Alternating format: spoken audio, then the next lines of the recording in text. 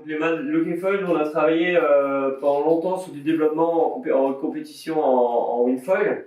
Donc on a vraiment développé des mâts, les mâts les plus raides possibles, avec des finesses les plus fines possibles pour avoir la meilleure glisse.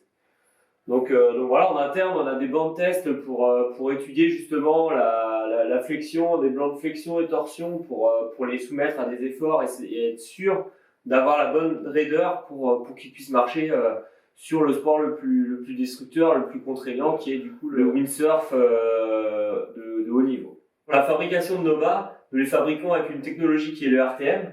C'est la technologie qu'on a développée en interne et qui, pour nous, a le meilleur ratio entre la rigidité et le poids. Au niveau des tissus qui sont utilisés, donc on va avoir plusieurs constructions. On va avoir la construction standard en T700 qui va du coup répondre au plus grand nombre d'utilisateurs.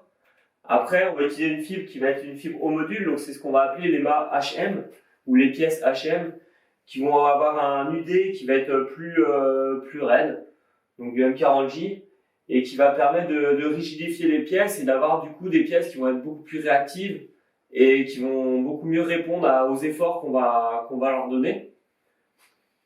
Ensuite, on a une autre fabrication qui est la fabrication UHM. Donc là, UHM ultra haut module, qui elle, en fait, on va remplacer le bibier qui est du bibier standard dans toutes nos pièces, on va le remplacer par du bibier qui va être aussi du M40J, donc du haut module, ce qui va récupérer encore en torsion les efforts, donc meilleure reprise des efforts en torsion, qui est vraiment le mieux, surtout quand on utilise des ailes qui sont très avancées, comme sur le fuselage 110, où là on va avoir une aile qui va être très avancée, qui va donner beaucoup de contraintes en torsion, et du coup le mât va permettre de récupérer tous ces efforts par cette fibre-là.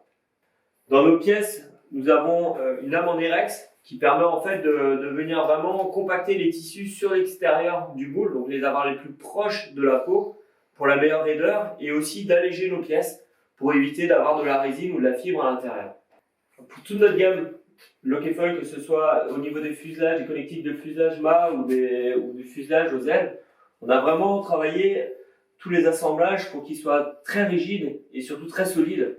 Donc par exemple, la connexion entre les ailes et le fuselage, on est passé sur 3 vis sur M8 pour pouvoir vraiment bien serrer et retransmettre vraiment bien les efforts. Sur la liaison entre le fuselage et le mât, du coup là on a vraiment travaillé sur toute la structure en bas de mât pour être vraiment résistant aussi et ramener vraiment toute la rigidité du mât dans le fuselage. Donc voilà, ça permet vraiment quand on envoie des gros carves ou quand on veut sauter, on peut vraiment y aller, il y a pas de problème, ça va résister et ça va vraiment bien retransmettre les efforts. Sur notre gamme, tous les inserts, que ce soit les inserts laiton au niveau du tuttle et les inserts au niveau de la liaison mât-fuselage, sont changeables. Donc voilà, vous pouvez les changer. Nous, on les vend en pièces détachées sur notre site internet ou dans les magasins chez nos revendeurs. Et nous avons aussi la possibilité sur les fuselages en carbone, la possibilité de changer les deux inserts arrière si jamais vous avez le moindre problème. Pour la connexion des foils aux planches, donc on a 3 types de connexions. On a la connexion en deep tuttle, la connexion en tuttle, donc là on vient couper le haut du deep tuttle quand nos inserts sont suffisamment bas. Et ensuite, la platine. Pour la platine, nous on a décidé d'utiliser les mâts qui sortent en deep tuttle. On les coupe directement avec notre machine d'usinage en interne et on vient du coup coller ce mât-là dans la platine qui est aussi prévue pile poil avec le jeu, qui est prévu à cet effet. Et du coup, là, on colle ça avec des colles techniques époxy qui permettent d'avoir vraiment la solidité et la raideur du foil.